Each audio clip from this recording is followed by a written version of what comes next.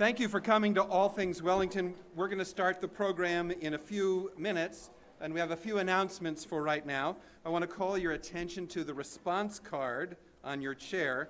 We ask you to, not right now, but before you leave, give us a little feedback about the evening. That feedback is really important for us. And I am delighted to introduce our entertainment prior to our presentation from the Blue Notes and then a string trio. And also encourage you to take a look at the programs and start to plan out where you might go when we disperse to our stations after the main presentation. So thank you for coming, and we'll start in a little bit of time.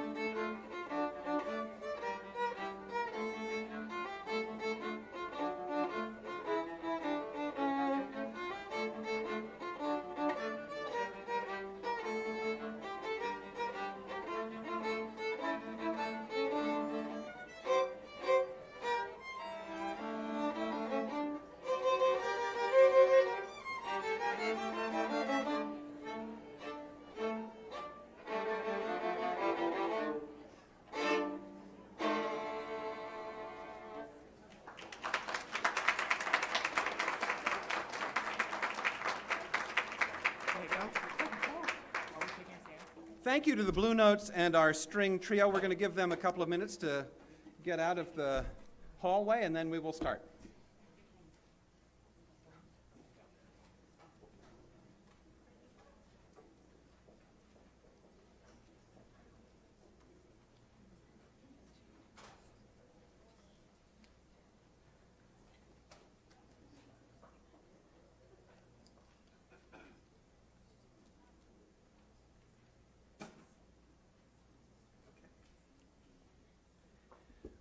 Well, I want to welcome you to the 11th annual All Things Wellington.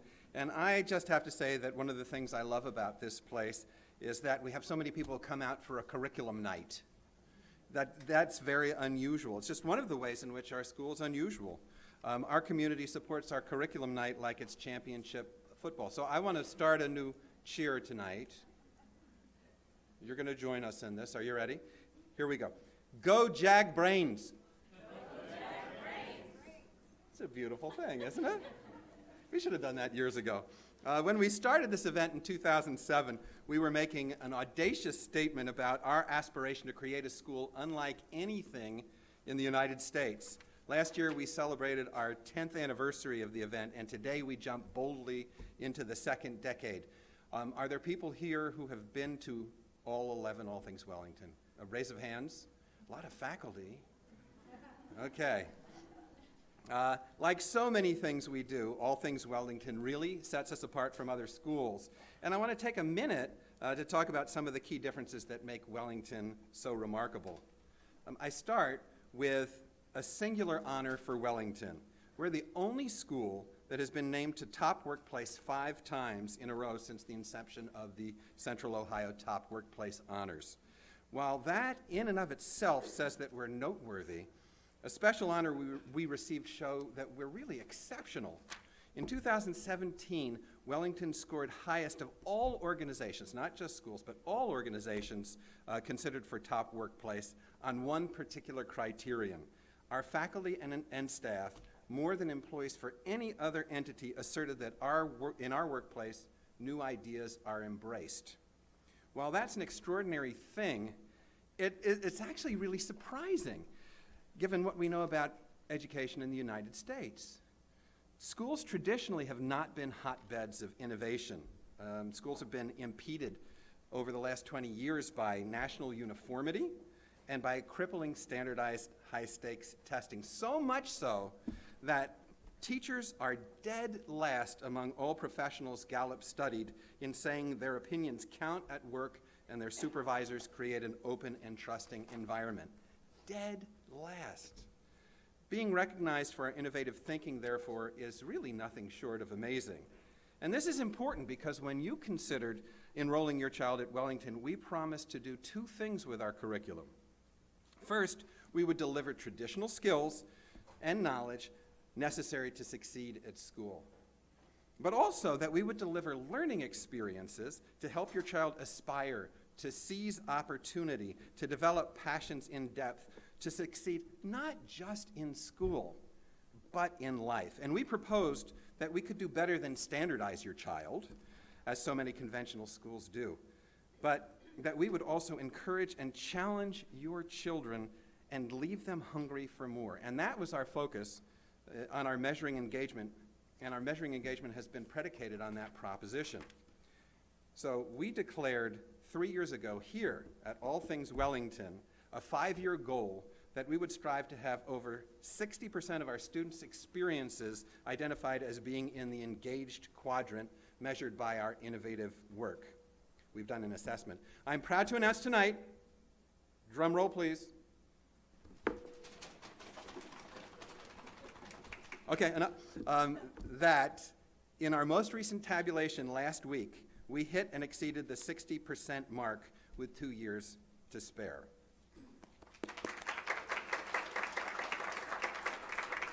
So tonight, I want to talk just for a moment about one of the ways that we've created a culture of innovation at Wellington. You've heard at previous All Things Wellington, and we'll hear tonight about our Visionary Student Engagement Grants program. 5 years ago, we were offended by national trends which linked teachers' pay to their success in preparing students for standardized testing. We asked ourselves, what is it we would want to compensate our teachers for beyond the required excellence in teaching? We determined that we would offer grants to our teachers to create and execute programs that enhance student engagement, that would challenge students deeply while increasing their love of the very challenges they're facing. So we decided to allocate a tiny portion of our expenditure, approximately 1/2 of 1%. Isn't that an impressive chart? To our teachers who had vision and a plan for driving student engagement. And I want to thank those of you in this room who, through your contributions, have helped support these projects. And in the 5 years since we've started, more than half of our current faculty have received funding and compensation to develop programs at the forefront of independent education. And most importantly, the programs have funded 54 projects over the last 5 years. And here is a representation of what has happened with those projects. First, I want to point out that 21 projects resulted in what I refer to as signature programs. That is, programs that have given voice to the Wellington difference, that are the backbone of our innovative forward-thinking process. Programs we talk about at All Things Wellington, those written about in our magazine, as well as external media.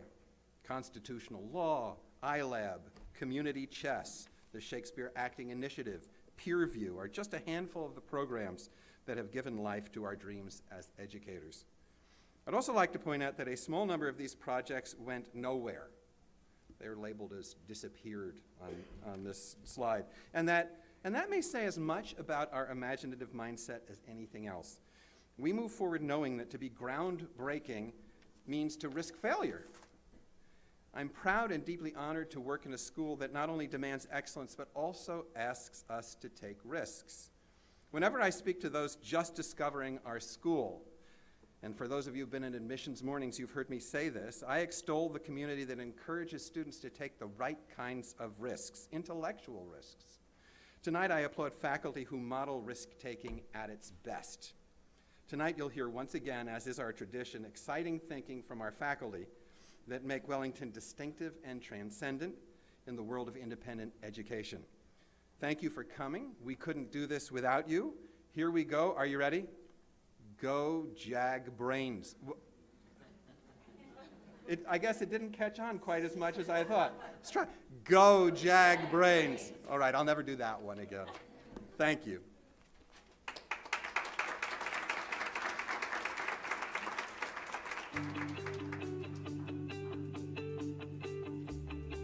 Virtual reality gives students the ability to experience things they never would be able to in a real environment. For example, a class can go on a virtual field trip anywhere in the world with the teacher as a guide, or create their own enhanced presentations for classes using virtual reality, also known as VR. Medical education is already using VR to train trauma care physicians before they even step foot in the ER. Or VR can be used to connect a group of people in far-flung geographic locations to become one using enhanced teleconferencing technology. Students will be encountering VR in all the areas of life where they currently encounter photos, videos, books, television, and computer applications. VR will become a part of education, work, and play. In the middle school virtual reality deep dive class, students learn how to use 360-degree photos and videos. It also includes augmented reality and complete virtual reality in the form of life-sized holograms. Next, they learn that VR is the next iterations of communicating with pictures, sound, and touch.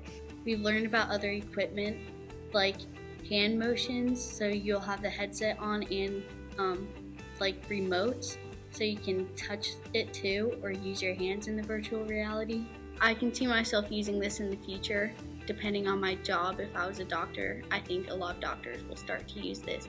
It will enhance applications in education, healthcare, business, travel, and entertainment due to its immersive nature and lifelike stimulation. Knowing that in class you sit down, but what you're seeing out of your eyes is something totally different. It's kind of going to the part where you're actually in the place. You can be like places that you can't be in real life. Students learn to not only consume VR content, but also to begin creating shared experiences with their own VR videos. They use computers, smartphones, headsets for viewing, and 360-degree cameras for filming videos. They also use special software programs such as Google Street View, StorySphere, Flickr Commons, and many more to find virtual reality content and tools from around the world. Right now, it's only like the beginning of what they're doing, and already they found ways to using it for engineering, for science, and I think in the future it will be used for many things, especially in education as well. I really enjoyed making 360-degree pictures out in the courtyard. After a while, you didn't feel the headset. It was just like you were actually there. It was really interesting to see how doctors could use it to show their students about how the body works without using a cadaver. I'm excited to continue developing this course and integrate VR throughout the entire Wellington learning community. It's been wonderful to see students' excitement and enthusiasm when they realize the potential that virtual reality has in their lives. Good evening.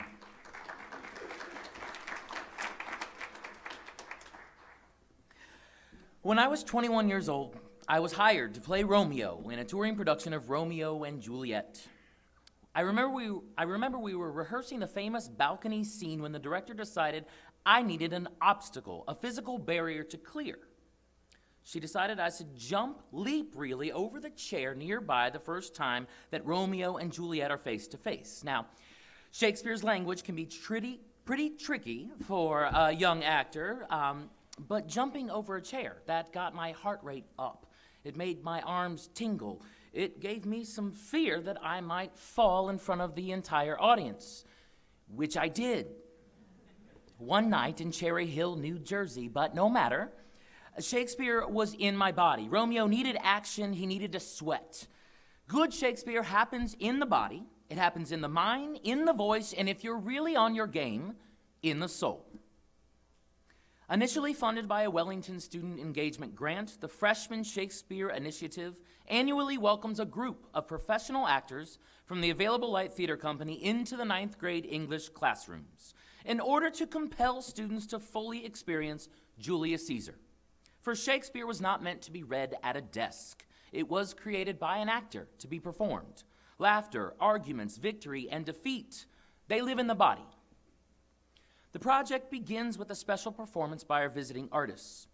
They perform from the likes of Macbeth, Much Ado About Nothing, and Richard III in order to illustrate Shakespeare in a professional performance and point out how many of Shakespeare's other works echo the themes salient in Julius Caesar. The performance ends with a Q&A with the freshmen as the Wellington students get to know the artists they will soon be acting alongside. Next, we read Julius Caesar on our feet. Much like gym class, we stretch, we warm up, and then we go for it. We talk about how the various characters use and manipulate language to get their desired outcome. We typically run Caesar's legendary death scene 7 or 8 times in order to get it just right. There's a lot of stabbing. For the following 2 weeks, we rehearse. Each 9th grader has a pivotal role in a scene, and with our visiting artists as directors and scene partners, students read, discuss, block, memorize, and rehearse their scenes. Finally, the trimester concludes with the entire grade performing Shakespeare. The sense of accomplishment is palpable, as students give strong, confident portrayals of roles that have been performed for more than 400 years. And now, I'd like to present Wellington's senior and accomplished student actress, Christina Armini.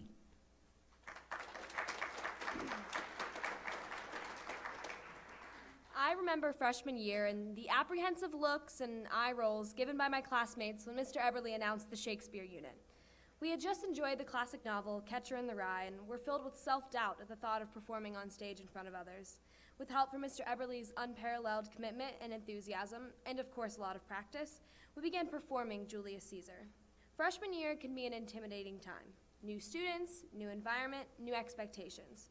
But this unit carried us out of our comfort zones for the first time and built us the much-needed confidence to tackle monologues and scenes. Our class bonded over the nerves of performing and supported each other from the early rehearsals to the final show. As someone who has always loved and participated in theater, I was overjoyed to see students who had never picked up a script before participating in theater and memorizing lines and practicing their blocking. We learned life skills, collaboration, trust, and confidence. And knowing that professional actors are there to guide students makes the project that much more authentic. Last year, our theater department put on A Midsummer Night's Dream. I was able to take on the intricate role of Puck because I understood the complexity of Shakespeare. This year, I find myself in Mr. Eberly's classroom once again, memorizing lines and performing, except this time in speech class. These projects are meant to prepare us for our final performance. I'm excited to share my speech in February, titled Theater, Worth More Than an Elective. The Shakespeare Initiative shines a much-needed light on theater and opens the door for all freshmen to thrive in the upper school. Thank you.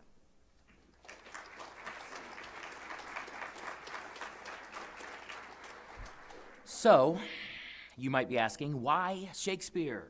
Why do us English teachers insist on returning to these stories? Well, here are just a few reasons. Reading comprehension.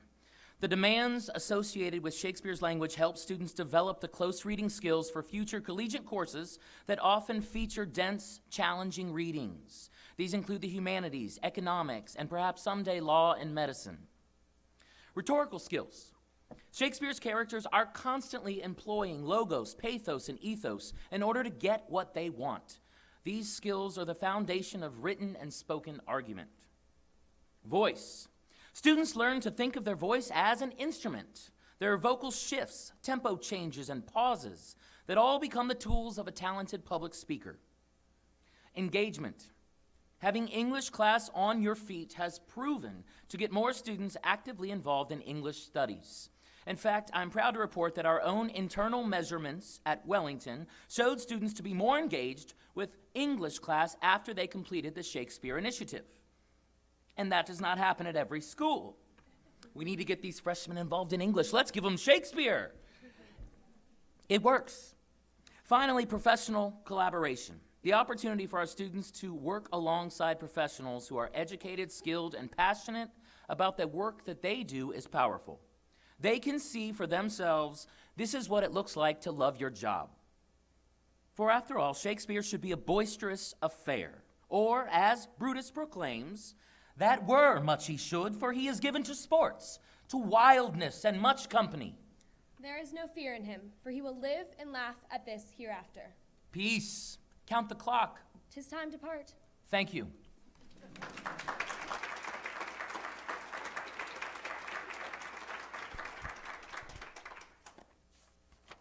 Vicki Jacobs is unable to be here this evening, so it's just me.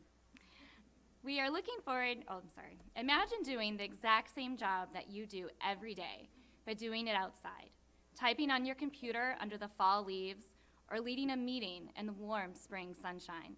That is what we imagined for our early childhood students, children doing exactly what they do in the classroom, except outside during all 4 seasons, building with blocks and using leaves and branches as loose parts to enhance play, plucking a spring flower and sketching it at the studio table under the sun, engaging in a mathematical experience by measuring and scooping snow at the sensory table.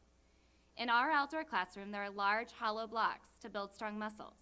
Imaginations are at work when children build with these blocks as they work together, communicating and collaborating their thoughts and ideas in order to complete a final construction piece.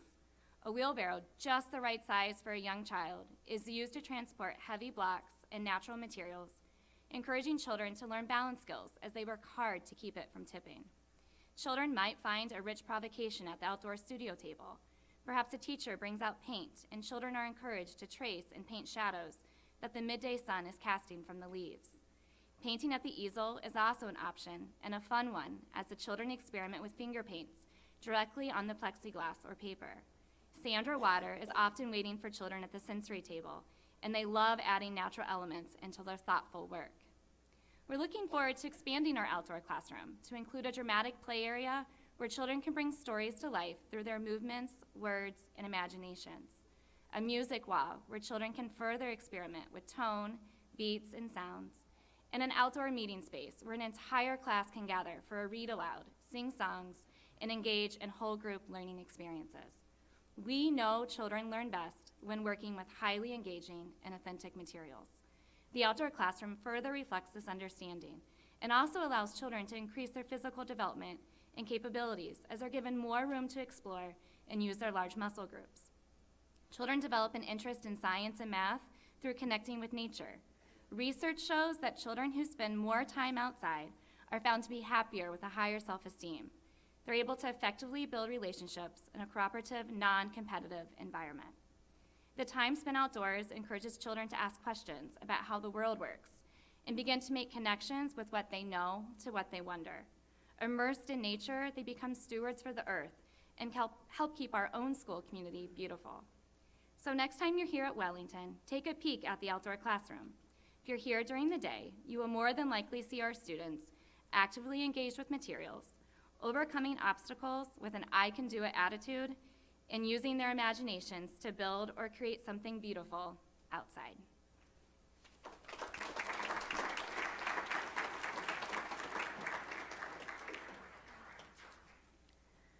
This year, our middle school faculty undertook an exciting, albeit daunting, mission to revise and rejuvenate our advisory curriculum in order to meet the needs of a population of young people whose middle school experience is undeniably different from what ours was.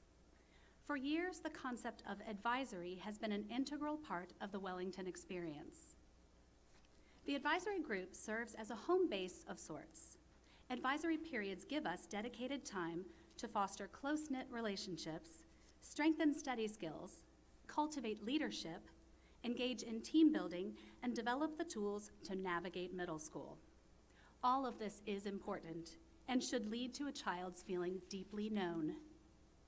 We know that the middle school years are an optimal time for affective learning, and that being proactive about helping students manage their emotions and improve their interpersonal skills has the potential to reduce behavior problems and help students flourish. So we set out to develop a curriculum that allows us to purposefully identify and practice those skills. In developing activities, we turned to University of Pennsylvania professor and founder of the positive psychology movement, Dr. Martin Seligman's model of PERMA.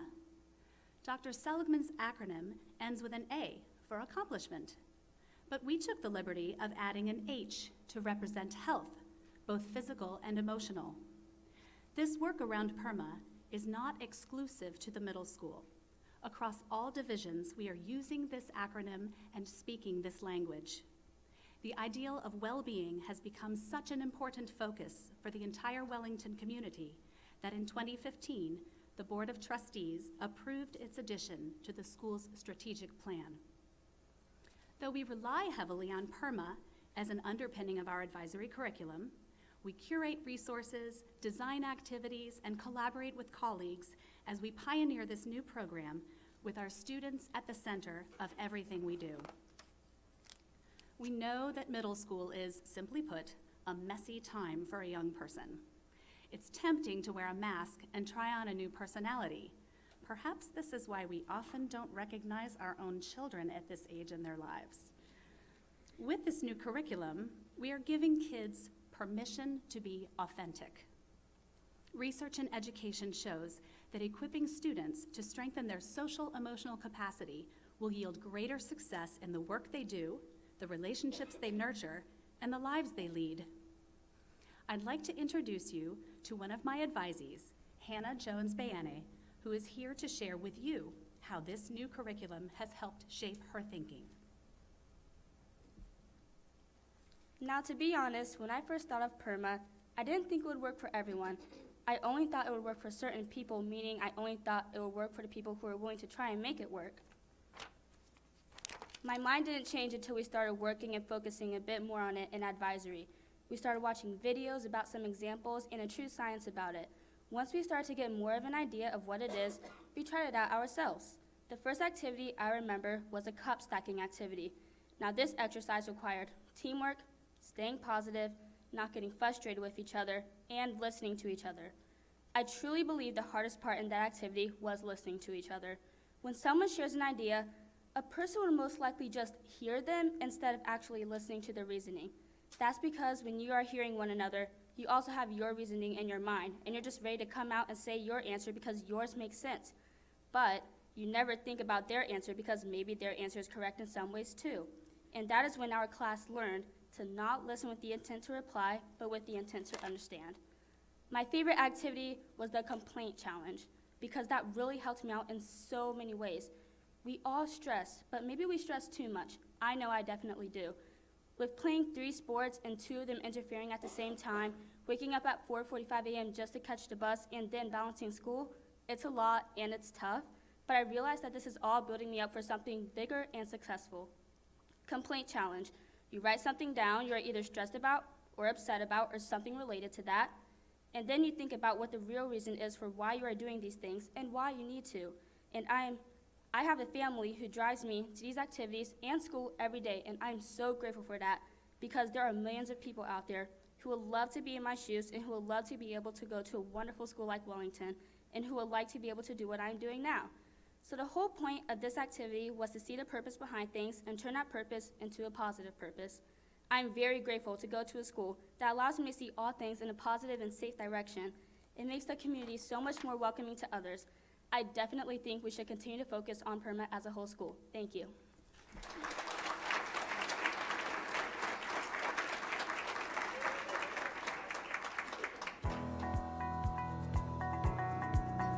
The plays are a great way for us to integrate our curriculum and for the students to have a voice in their learning. Subjects such as social studies and science and math and French and writing, those are all woven into our plays in a variety of ways. In the lower school, all of our students take on these new personalities and get to try out a new voice, and they almost completely open up a new world. I love to see students express themselves in a new way. I always know that we've had one of those aha moments when a student in class is quieter, but then just opens up and is animated and excited and a completely different person. Growth mindset is such an important skill in lower school that after we have read many books about it and showing kids how characters in books have persevered through setbacks, has helped us to ingrain that skill into our children, not to give up, but to keep persevering, and they persevered through their setbacks. Poetry is studied extensively in 3rd grade, so it's only natural that it was part of our play. The message that we wanted to convey to the students was that anybody can be a poet. When I ask my students what's the best part of the play, many of them say that it's feeling confident when they're speaking in front of a large audience. The Columbus Children's Theater puts out themes for students to write stories on, and our students have submitted stories every year. And for the past 10 years, Wellington students have been chosen, and their stories have been performed in front of thousands. The kids add life to the story. They add life to the script, and it's amazing to see. And it is a way to brighten and help their self-esteem. Whatever creativity or inspiration that they have, they can really bring those things to life through writing, and that they start to make these connections so that later on in life, writing is not such a scary thing. It can be enjoyable, and they can use their creativity for something positive that is also fun for them to do. The play ends up being a springboard for the rest of the year. So after we have done the play, the kids constantly encourage one another. Well, they encourage themselves by saying, just like in the play when such and such said, whatever. And I'm just going to keep going. I'm just going to keep trying again. As a teacher, it's so rewarding to see a student take a risk on the stage and do something they never thought would be possible. Good evening. Students learn by doing. This principle of pedagogy held centuries ago when apprentices mastered trades by doing them. And the force of this principle applies here today in a number of classes that are part of the middle school's deep dive curriculum. In middle school journalism class, for instance, students are not only learning to define news, they are trying to write it themselves. Perhaps news articles about the merits of a new type of water fountain may not seem to be the most hard-hitting reportage that you can imagine. Nonetheless, writing such articles gives students a chance to practice useful skills. Students act as professionals, planning and conducting interviews. They pose open-ended questions and actively listen to responses, and of course they write and revise articles. Zooming out from this academic focus, there are other concepts that come into play when students write news, concepts such as fairness and integrity. Difficult as it may be to achieve, objectivity is one of the most important responsibilities of every journalist, and one that Mr. LaPark and I take very seriously. Another valuable and important skill set that we develop is professionalism. Tonight you will hear from 2 students who have been exemplars in these areas and outstanding contributors to our school's publication, The Wellingtonian. Vincent Curler, our editor, and Jamila Esquera, reporter at large. A Wellingtonian allows middle school students to choose a topic of their liking that might affect their peers. After they have chosen their topic, they dive deeper into it, doing thorough research. After they are finished writing their article, they'll be excited to share it with their friends. Their friends might learn something new that might be of significance in their lives. These articles could be about anything. You could write about a new middle school policy, narrate a high school basketball game, receive the insights of students, and many other things. We learn to be objective in our articles. For example, I wrote an article about the Beatles. I never said they were the greatest band in history, even though they are, because I have to be objective and give the reader nothing but the facts. I enjoy writing articles because it's a way to tell people all of the current events in the middle school and the world. As editor of the Wellingtonian, I've also liked watching the publication itself get more exposure. Since I have taken over, I've gotten to see our website go from 34 views in July to an all-time high of 517 views in October. Being able to work directly on this publication has been a great experience and something I'd like to build on in the future. Thank you.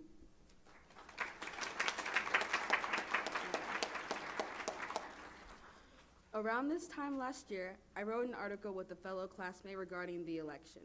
It being the first election that almost the whole middle school was engrossed in, we felt obligated as journalists to bring it to light. I worked on the article with a student who saw politics differently than I did. But instead of refusing to do the article because of our different beliefs to avoid awkwardness, I took on the challenge not as a chance to criticize or judge them for their beliefs, but as an opportunity to let our differences bring us together rather than divide us. As a journalist, instead of writing from my point of view, as I usually do, I had to write objectively, telling the sides of all the people that I had interviewed with all different stories to tell. The Wellington School is full of students with all kinds of different beliefs, opinions, and opportunities. But instead of dividing up into groups and excluding those who don't see things in the same light, we come together as civilians, a part of a community, to celebrate our differences. Thank you.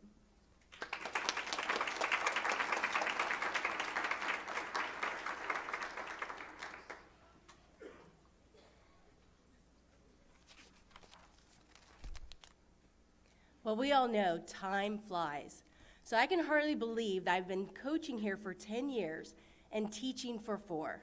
But one of the things I love the most about Wellington is the opportunity to follow our own passions with the support of student engagement grants, and then to have the autonomy to infuse that energy into our student-focused curriculum.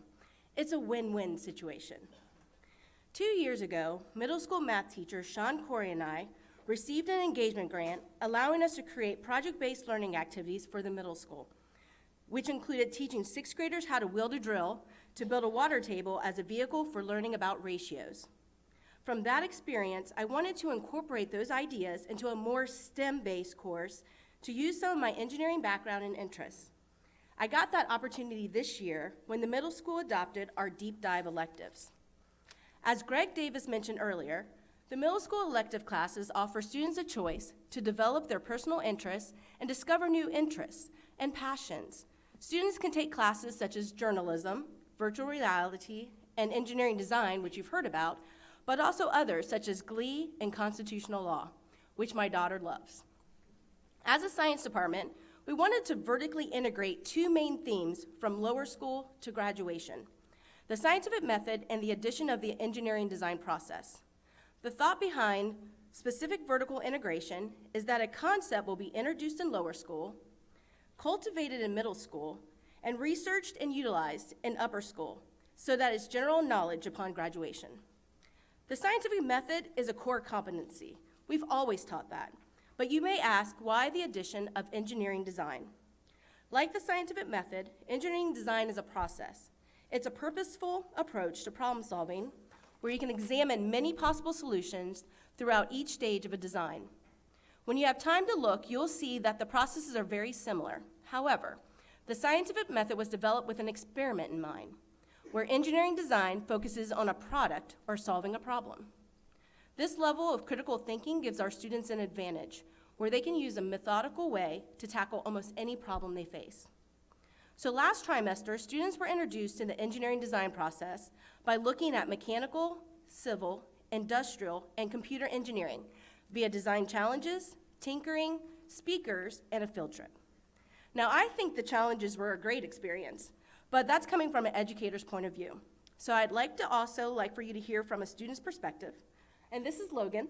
She's a 6th grade student that took the inaugural engineering design course. For most of us, this class was fun but challenging. We got to explore and figure things out without lectures or worksheets. I really enjoyed dismantling a Chromebook and seeing what was inside. Getting started was the hardest part. Who knew that it would take a team effort to even get the first few screws out?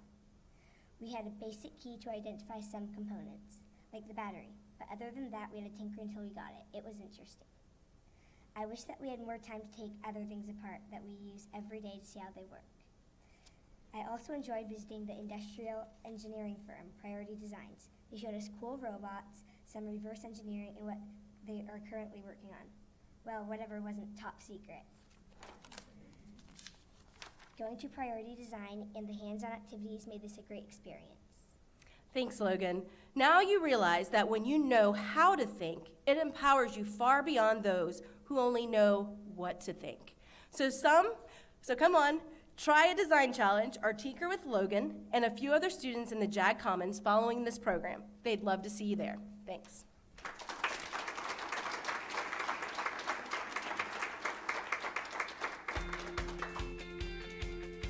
Wellington has impacted me in so many ways. That sense of learning stuff in the classroom to then apply it to the real world is something that's really changed my perspective. And Wellington and the teachers that are here have really taught me to do that very well. There might be a class where it's discussion and another might be project oriented, and so many different ways of learning. And I think that's really the impact it's had on me. It's really diversified how I look at the world and take in what I see and hear and feel. Wellington's college counseling really helped to personalize the college search, really helped me to find colleges outside of my comfort zone that I would normally think of or be drawn to normally, but they ended up being like a really good fit for me personally and with my academic goals. Wellington has had such a big influence on my choice of colleges. When I was looking at UPenn and other colleges, I really always told them this is exactly what I like about it and I would really want to go there. They'd tell me what I could do, what I could research, how I could do my applications. It's a really big team effort and they've definitely helped me get there. With the college process, Wellington actually really sort of made me do a 180. So when I came here, I was really STEM oriented and I took a lot of computer science classes.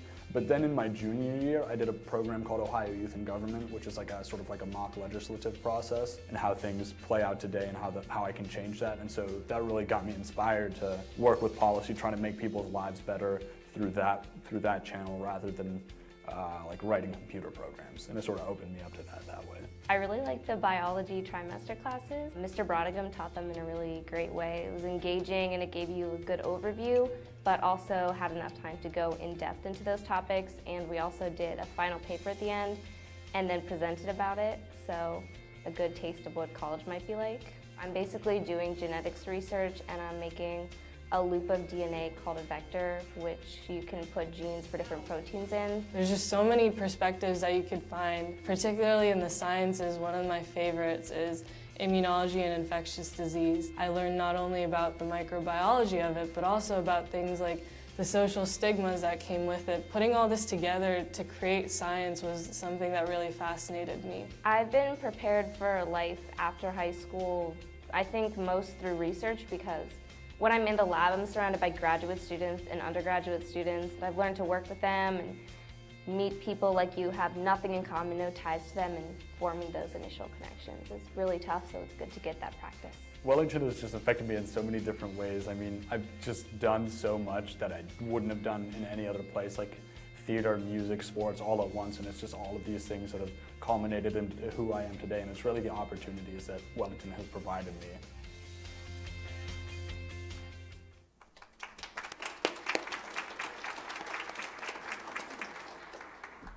Hey everybody.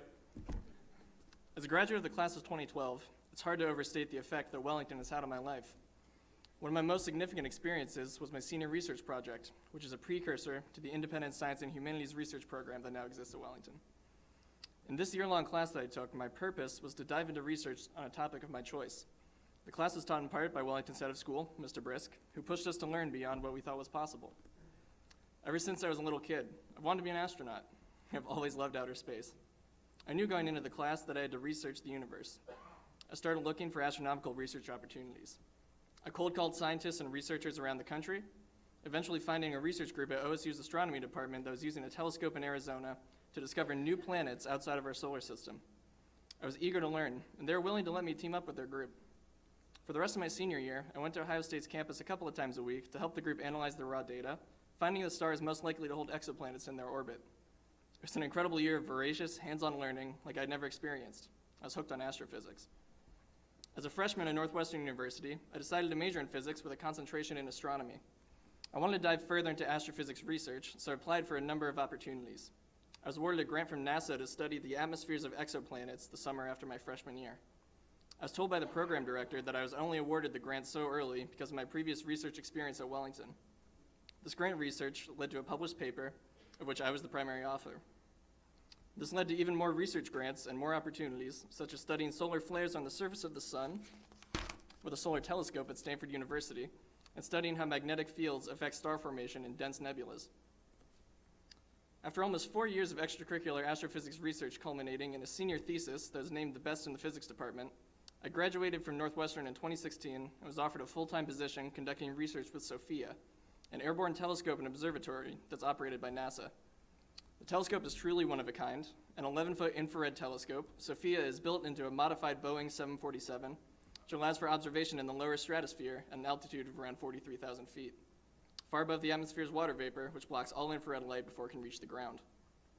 My job was to analyze telescope data and write software to test and perfect an instrument that a research group was building. The purpose of the instrument was to map magnetic fields in dense star-forming nebulas to see how they affected different aspects of how stars are born. During my time in this position, I went on 14 different flights with SOFIA out of NASA's Armstrong Flight Research Center in Southern California, where the telescope was based. It was pretty incredible to work on a flying telescope, and it's truly the experience of a lifetime. As most NASA projects eventually do, we ran out of money. So I had to search for employment elsewhere. With my passion for technology and the computer programming skills I'd acquired through years of astrophysical research, I landed a job in Provo, Utah at Qualtrics, a startup software company that creates survey-taking software for major companies and research institutions around the world. I currently work as a product specialist, helping clients to create survey software that fits their needs. Ultimately, all these incredible experiences have shaped my life, and it's really all thanks to research I started at Wellington. Thank you.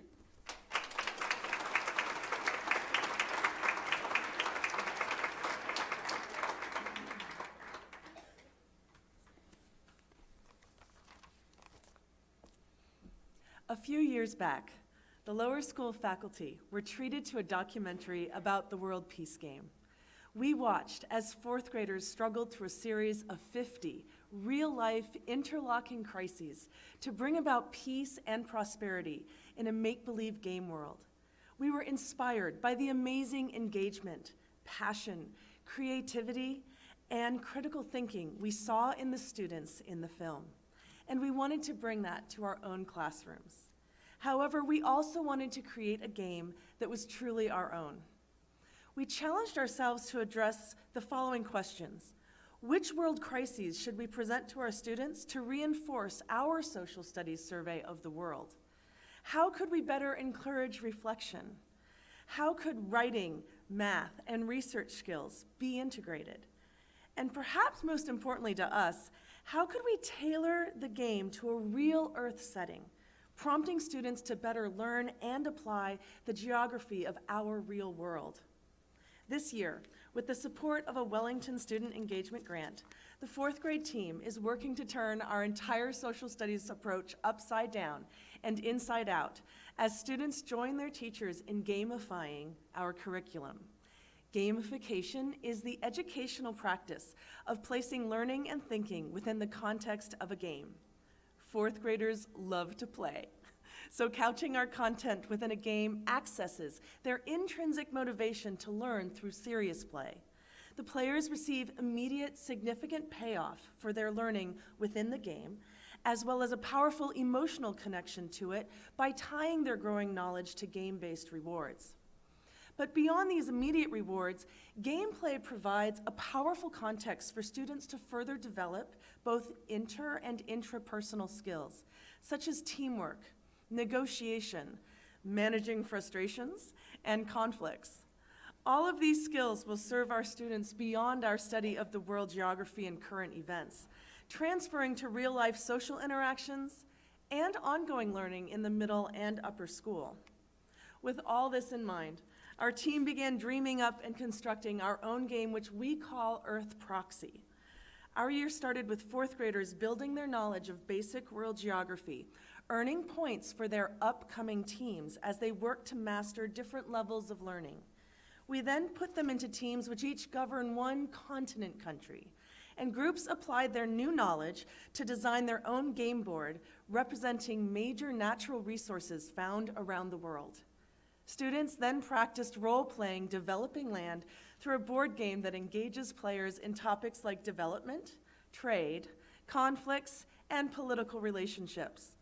This month, students have begun applying similar gameplay to their Earth Proxy game boards, beginning to use and trade resources to build towns and cities using actual country and city names.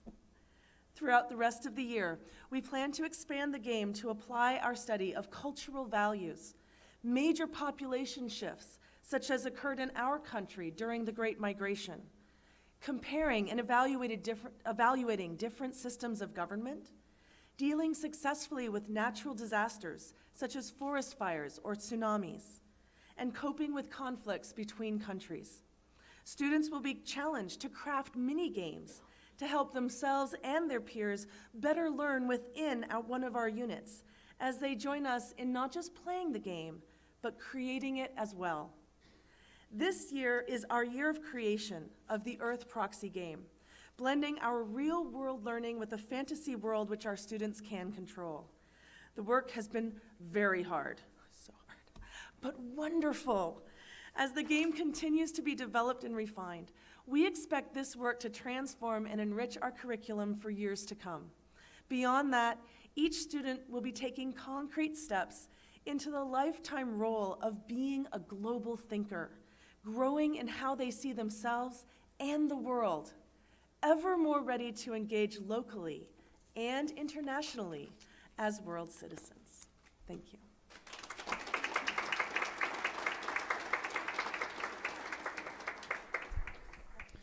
I am so happy to be here, and not just because an hour ago I was sitting on a jury downtown, but because making global connections matters to our students.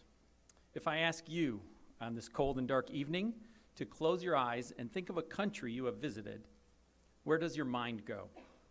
To a historic city, a pristine beach, the best cup of coffee you've ever had, or a moment when a kind local helped you find your way? Or maybe, like many people, you have never been out of the country.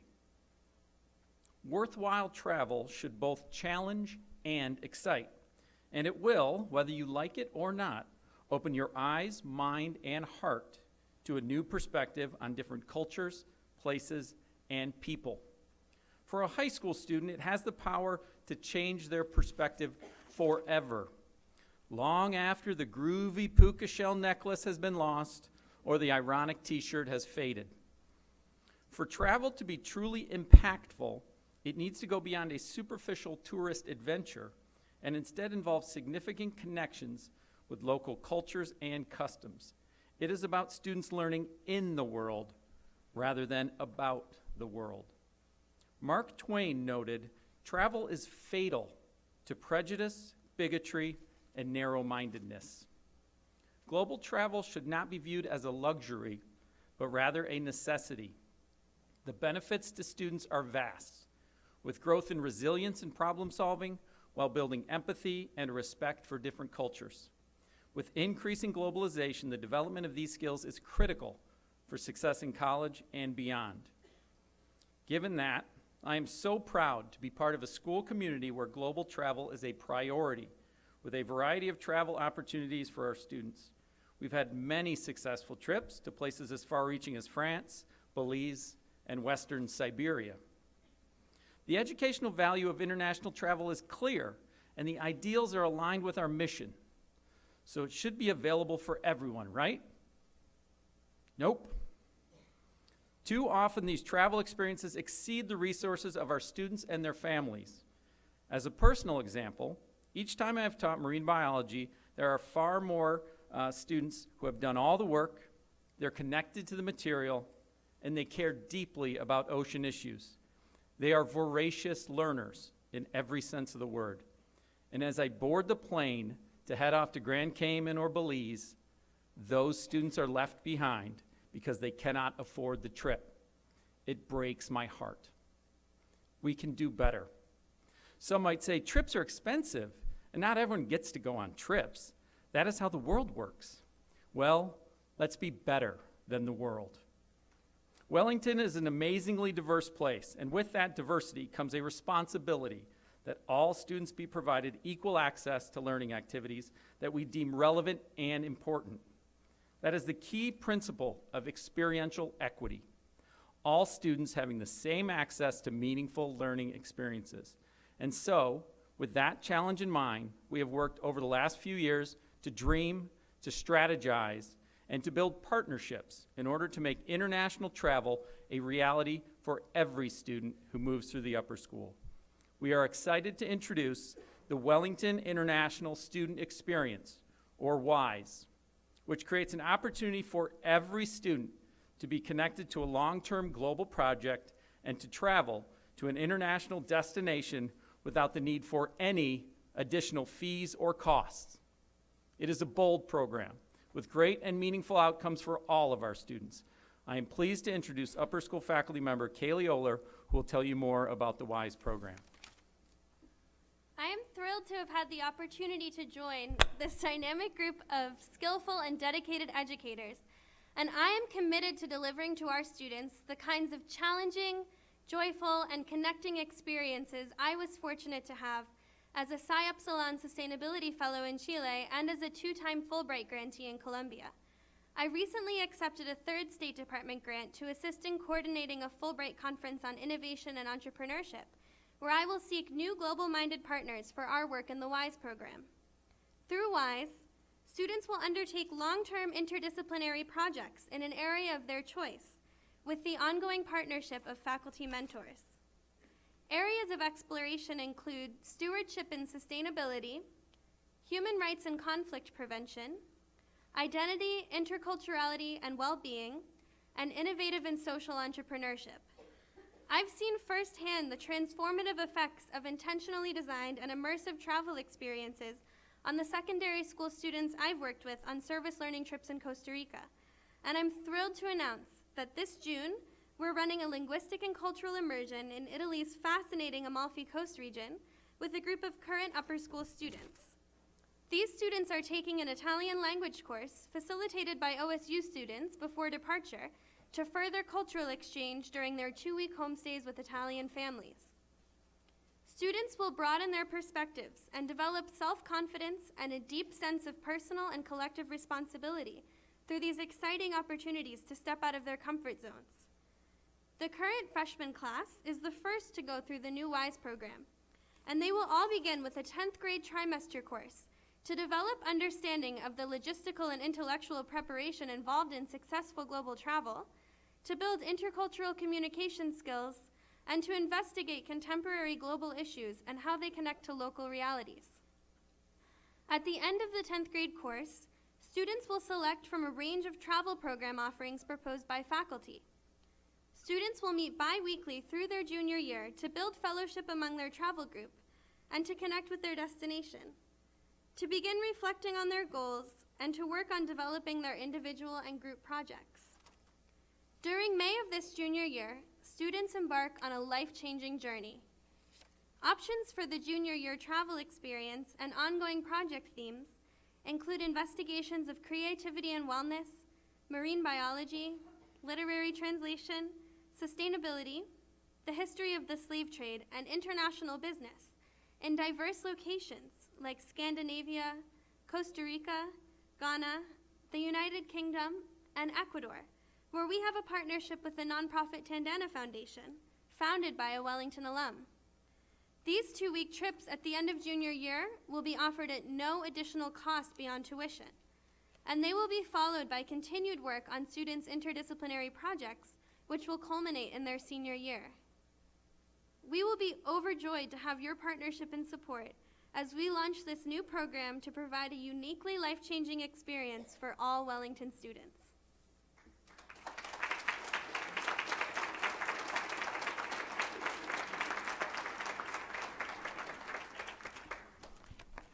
Please join me in thanking our presenters once more. Thank you. Great job. And I hope you get a sense of how exciting it is to work in this community with these students and with these faculty members and teachers and with you parents. We're deeply thankful to all of you. So, every program you've heard tonight has been positively impacted by families who choose to support the school philanthropically above and beyond tuition, and we thank every one of you who has already made a gift this year. Before some final announcements, I'm going to dismiss the faculty because when you go to the breakout sessions, they should be there. So faculty, if you can head out now, please.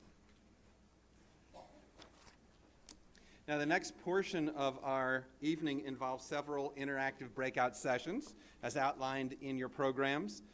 All of the sessions, except for 2, are designed for you to drop in and browse, come and go as you please. But please note that the Government in Action and Courageous Conversations will run for the entire duration. So if you're going to one of those 2, please get there and stay there until it's over.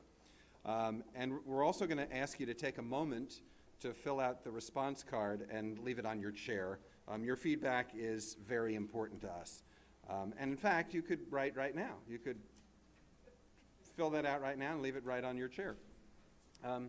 And then while the faculty are going, I do want to make the point, CJ mentioned that his work at Wellington was in a class that I had something to do with and that I taught him all of his astrophysics. Would you like to? When we do research, when we do independent research at the school, we want the students to struggle. We want there to be difficulties. We want them to overcome those. And I remember that CJ came in to report on the first day when people were working to find places to find the people they were going to work with. And CJ came in and said, "Yep, got it." And Anna Leone, class of 2012, turned to him and said, "I feel very sorry for you, CJ."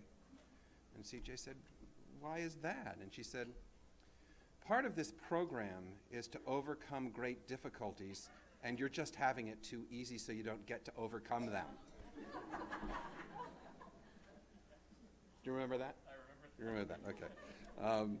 All right, the faculty is, I think, gone. So we're now going to let you disperse. Once again, thank you for coming. We hope you get a sense of the richness and the excitement that we're up to here at the Wellington School. Thank you for coming.